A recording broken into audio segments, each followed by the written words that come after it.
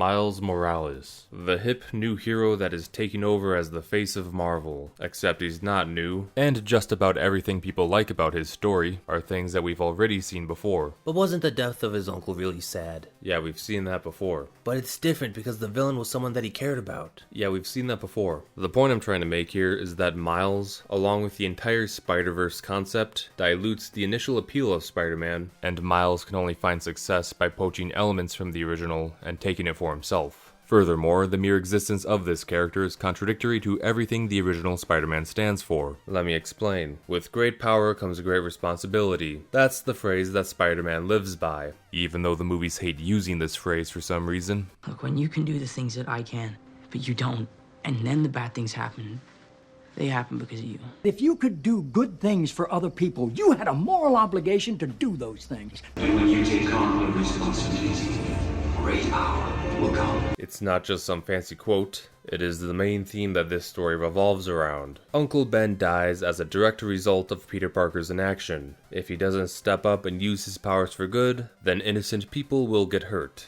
Moreover, this character is a solo act by design. Sure, he'll interact with big teams from time to time, especially during the big events, but he has never been a long-term mainstay on any team, and there's a multitude of reasons for why that is. His strict preservation of his identity makes it difficult for him to get close with his superpowered friends. His home life is a mess, and he would struggle to commit the time to a team, and overall, there are plenty of heroes to take on Avengers-level threats. But there are not enough heroes watching over the common man, so Spider-Man prefers to direct his time towards keeping the streets safe. But most notably, the entire point of this story is about a man who is learning the importance of responsibility in a world where everything is going wrong, and he is the only one with the power to make a difference. But in order to make that difference, he must constantly sacrifice his personal life. So his mission throughout his various stories is juggling his time and effort between maintaining these two lives that he lives. So with all this in mind, you may be able to imagine how problematic a second Spider-Man would be to this style of story. The modern Peter Parker will take vacations and pass on the mantle, because there is a newer, more powerful, more relatable, better in every way Spider-Man that can just take over the job full time so Peter is no longer needed. I got this. All of it. Go be Peter Parker for a while. That shit is wrong!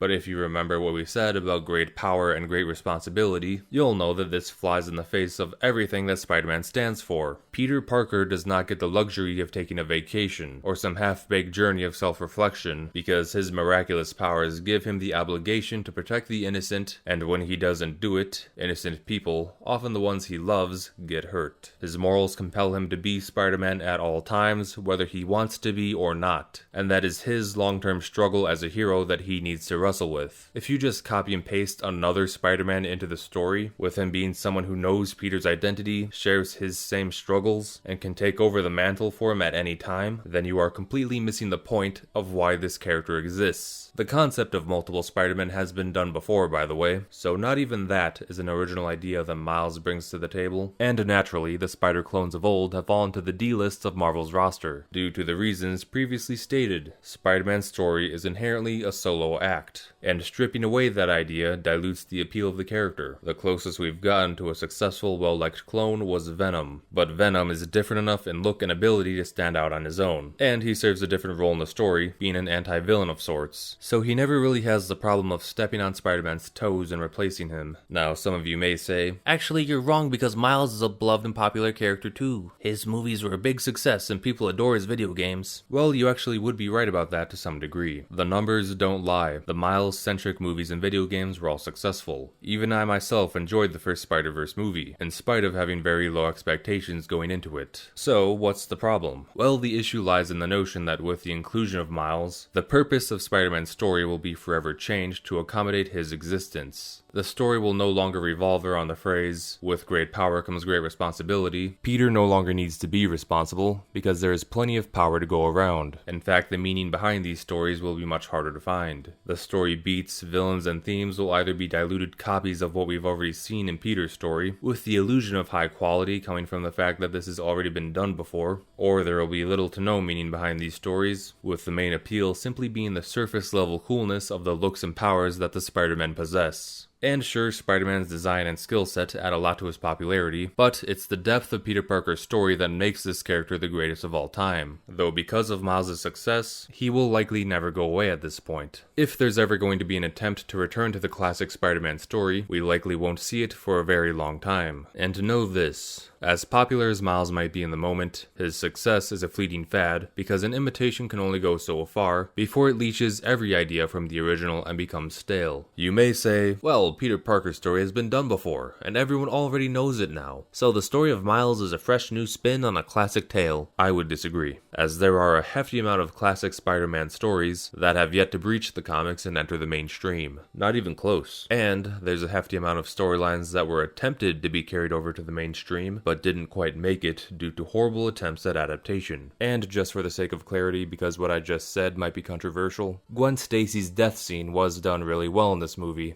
In isolation. It's just tragic that this scene was randomly plopped at the end of an otherwise rancid film that had nothing to do with this scene at all, alongside by far the worst Green Goblin portrayal to date. Tangent over. In regards to the Spider-Verse at large, well, it's annoying to still have to explain why multiverses are bad, but they aren't going away, so here we are again. Adding multiverse stories into a franchise where they previously didn't exist just dilutes the appeal of the original story and makes everything that used to be important feel rather small, inconsequential, and meaningless. And that is especially true in the case of the Spider-Verse. Where Spider-Man was once a brave hero who defied all odds in order to do the right thing, he is now one of many drones who only exists to serve his predetermined fate. Uncle Ben was doomed to die because that's Uncle Ben's cosmic role that reality decided for him. It wasn't because Peter was irresponsible. There is nothing Peter could have done to stop this. It is simply a canon event, bro. Nothing matters. The Spider-Men have no agency. If one dies, another will spawn to take his place. There is nothing special about Spider-Man. Everyone is Spider-Man. If you like this, then fine, more power to you. But personally, I don't appreciate a Spider-Man that thinks and acts a certain way, simply because that's just what Spider-Men do. I prefer a Spider-Man who has free will, and is constantly tempted to abuse his power, to give up, or to do the wrong thing. But he rejects the evil temptations of life, because he learned the hard way that every wrong action or inaction comes with a heavy consequence. There is only one unique and profound Spider-Man, and that is the way it always should have been. All the others are better off being non-canon what-if stories. And if that were the case with these films, then there would really be no problem with them. But unfortunately, Marvel can't help itself, and feels the need to inject multiverse, Spider-Verse nonsense into every form of media they control. Now, while this is meant to be a Miles-centric video, there are a few remarks to be made about problems with how Peter Parker is being handled on the rare occasion that Miles isn't around. The two main issues with him are his humor and his competence. These issues mainly stem from the MCU, but have also bled into the comics and games as well. The oversaturated, world-breaking, quippy-style humor that was made famous by the MCU is getting increasingly horrendous, and that's a well-stated issue. There is a high demand for these films to tone down the humor and take themselves more seriously. However, Spider-Man is well known for being a funny character, and comedy has always been a big part of his personality. The problem comes with the execution. The modern interpretations of his humor tend to fall into two categories, the first being the LOL so random Deadpool style humor. You'll be letting Luke down. What's he ever done except be there for you? Ooh, he makes a good point. Selecting a bagel? Acts super normal? Spider-Man? You know, that's funny. I get that a lot. Hey. Which, obviously, that's Deadpool's thing. Let's let that stay with Deadpool. The other type is the awkward high school whoopsie-doodle type of humor that is best associated with Tom Holland's portrayal. I mean, I have been talking to you all the time. It's great to talk. So many good talks. I'm a girl. I'm a man. Come on, man. Look, who is selling these weapons? This type of humor is characterized by having Spider-Man make rookie mistakes, stutter, and struggle with most social situations. This type of humor can be cute at times, but will more often come off as annoying, overdone, and adding to Spider-Man's incompetence. As stated earlier, incompetence is the other main issue that plagues this character in the modern era. More often than not, Peter Parker is portrayed as a buffoon, who struggles to overcome most obstacles set before him, and very often needs help from others in order to succeed. This help comes in many different forms, from the Avengers, to other Spider people, to friends, to love interests, to even Aunt May of all people. Spider-Man can't seem to get anything done on his own these days. The way his humor is characterized heavily feeds into this, as a character that is portrayed as cartoony or awkward will inevitably carry these traits over to their actions. The old school Spider-Man was much more of a savage in the truest sense of the word. He used to roast the hell out of anyone that crossed his path, to the point where he would often come off as a jerk. Good guys, bad guys, didn't matter who they were. Spider-Man would cut down everybody with his words. Like Iceman and Beast once kindly asked them to join their team, but he tells them off and compares their recruitment to Rush Week. Then he insults their intelligence when they're surprised by his response. Then he exits with the quote, "Pardon my back, I'm late to the Tarantula convention," which is just an immaculate parting speech. But this isn't just comedy for the sake of comedy. The reason why he's rude as hell is because he uses this alter ego to hide the true personality of Peter Parker, and to keep his true motives hidden. In this particular instance, he was late for a meeting with J.J. Jameson, and told these two off because he was in a hurry, later revealing that he was actually interested in their offer, but seemed fated to be alone. Unlike more modern interpretations of the character that barely hide Peter's identity at all, old school Spidey put a lot of work into masking his presence, including the way he spoke to others, which was both clever and entertaining to read. His cutthroat roasting skills were also great at getting under the skins of his enemies, and causing them to make mistakes out of losing their tempers. He could outmatch them both physically and mentally. I wish I could think of brilliant plans like that. And with his spider sense, that seems to be an increasingly forgotten power these days. Spider-Man has the ability to sense danger prematurely and dodge it before it affects him. It's a very unique defense system that should be very exciting to watch play out in a fight, if it weren't for the fact that this power gets ignored so much that people will often debate if he even has the power at all in certain movies. Spider-Man should be nearly untouchable with this power, and this is how he sustains his health while frequently fighting crime. Landing a hit on Spider-Man should be a big deal that doesn't occur often, and it's up to the villains to find a way around the spider sense if they want to beat him. When they hit him freely without much effort, then them winning the fight doesn't feel earned. They could team up on him, they could try and trick him, but instead of having that, these movies will just pummel Spider-Man relentlessly, just like any other superhero, and they'll leave him vulnerable to many attacks that should be beneath him, with the stories only giving him this ability whenever it is cinematically convenient. And yeah, it's Spider Sense, not Peter Tingle. Get it right. Come on, Peter Tingle.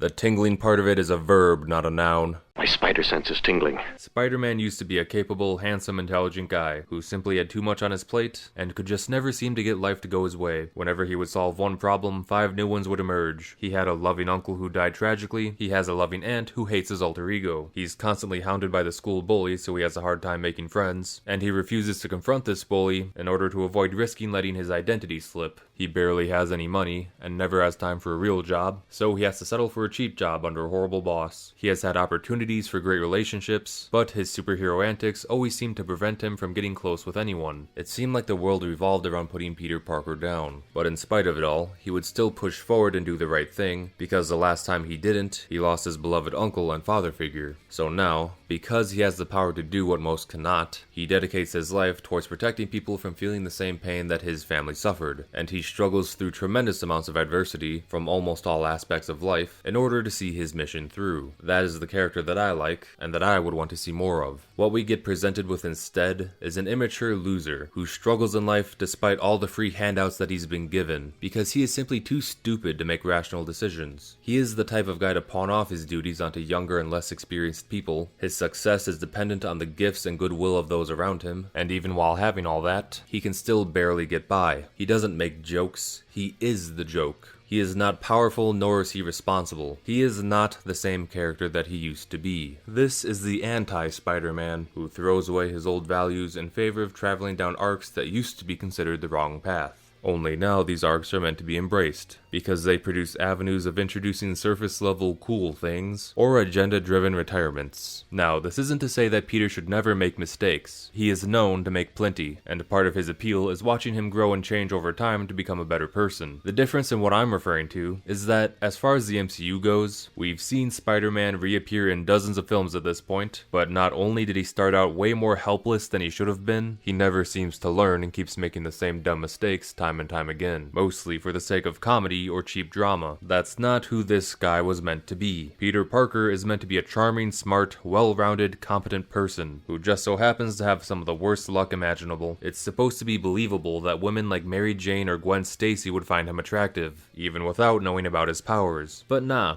Instead of making that work, they just make MJ either ugly or weird so she can lower her standards. The other reason why this incompetence occurs is because filmmakers and storytellers are so insecure and afraid of turning the love interests into damsels in distress that they are willing to forego logic, consistency, and the story's theme in order to generate shallow girl boss moments that don't actually make these women look cool, they just make everyone else look dumb. We knew we had to make her more of a proactive, capable person. And if she's a little OP, I don't give a shit. It's important to have her be a capable hero. You know, this might sound cliche or whatever, cheesy, but like, you don't need to have powers to be a hero. You just don't get it, do you? You don't.